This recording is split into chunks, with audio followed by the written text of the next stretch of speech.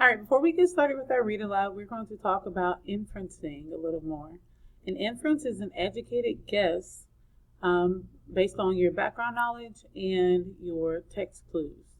Okay, your background knowledge can also be called schema.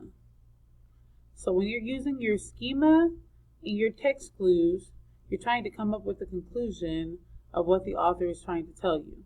Okay, so as you read, you want to stop and think to yourself, what may happen next? Or what could this author be trying to tell me that I don't see on this page? Okay, so we're going to look at a story titled Robot Dog.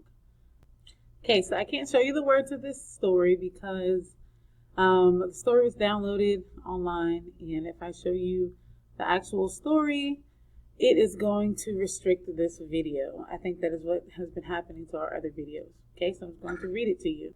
A robot dog. One day, Andrew and his dog Rocky went for a walk.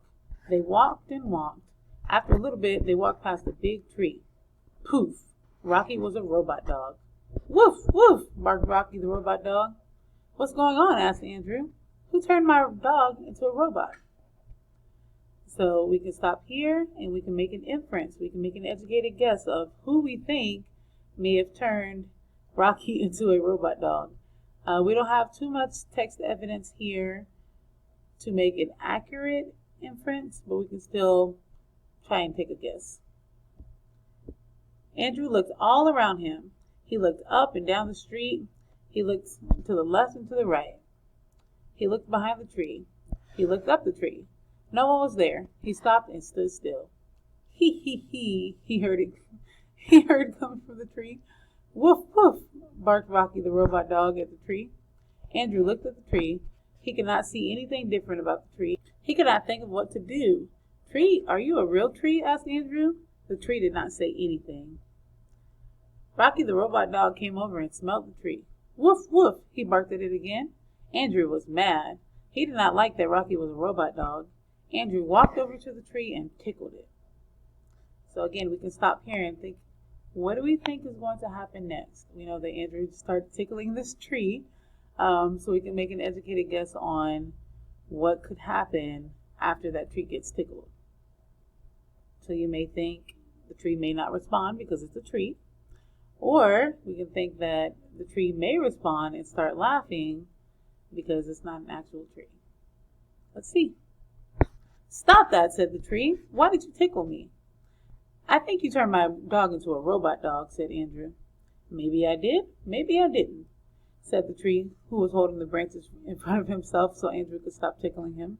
It is kind of funny to see a dog become a robot.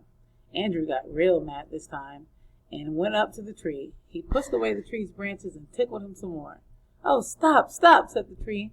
I don't want to be tickled anymore.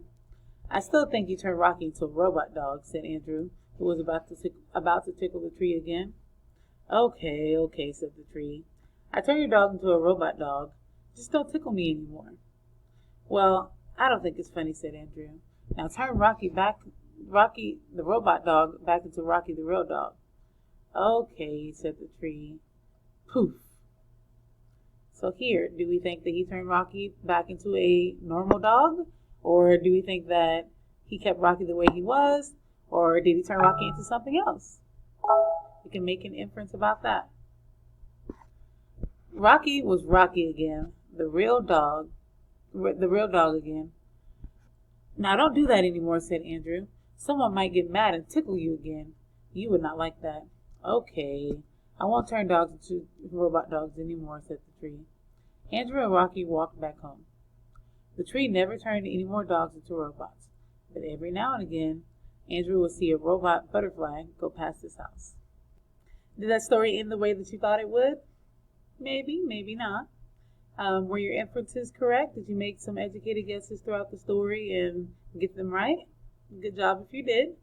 The next thing that we want to do, we're going to talk about making connections between the two texts.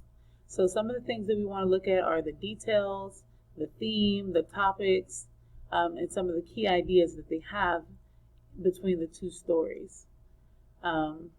Well, actually, we're going to be looking at a nonfiction book.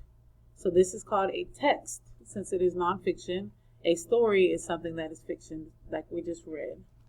Okay, so this text is titled, I Love a Puppy. I showed you guys this earlier last week. I love a puppy. So here we have our table of contents. Think about our text features. Our table of contents tells us what page certain topics are on. We're not going to read the whole book here. We're just going to read a little bit of it to get the gist of it. Okay? 1. A puppy report. A puppy's first year of life. A dog is a puppy from birth to 1 year of age. The first year is an important time. The puppy must learn to live with its dog family, humans, and sometimes other animals. I'd love to play with you, but I need lots of puppy training too. Before you get a puppy, think about what kind of dog will suit your family and your home. Read this checklist to help you and your family decide. Vet's vaccination. That's an alliteration. A vet or veterinarian is an animal doctor. Vets care for farm animals, pets, and wild animals. Vets give animals the right vaccinations to keep them healthy. So thinking about the story, A Robot Dog, and this text, I Love a Puppy. What do they have in common? What are things that we know they're both talking about? Off the bat, we know that they're both about dogs, and both of the stories, or this text and that story, is talking about how to care for your dog. In the other story, we had Andrew, who was walking his dog. That lets us know that he was a good dog owner. Here's giving you a checklist and some responsibilities of a pet owner. The top 5 ways to take care of a puppy.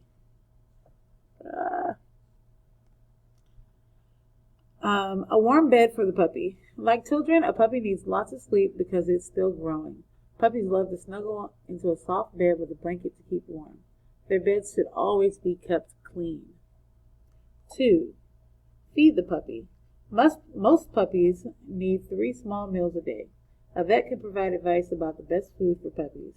Puppies need plenty of clean water to drink. 3. Train the puppy. Dogs like rules.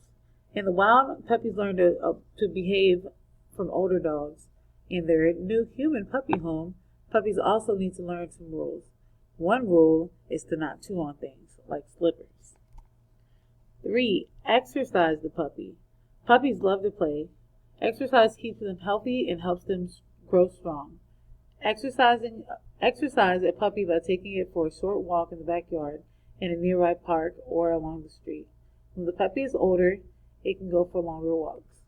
So again, here we have walking your dog as a topic, and in the story, A Robot Dog, that is what Andrew was doing. He was taking his dog for a walk. 5. Give the puppy lots of cuddles. When puppies are first born, they stay warm by cuddling with their mother. Cuddles will comfort a new puppy and help it to feel safe in the new home. Children love the cuddles too. A puppy that is taken care of will grow into a healthy, happy, well-trained dog. Pet dogs can become people's best friends. Scientists have proven that people who own dogs live longer, happier, and healthier lives. So the common theme that we have here is to take care of your dog.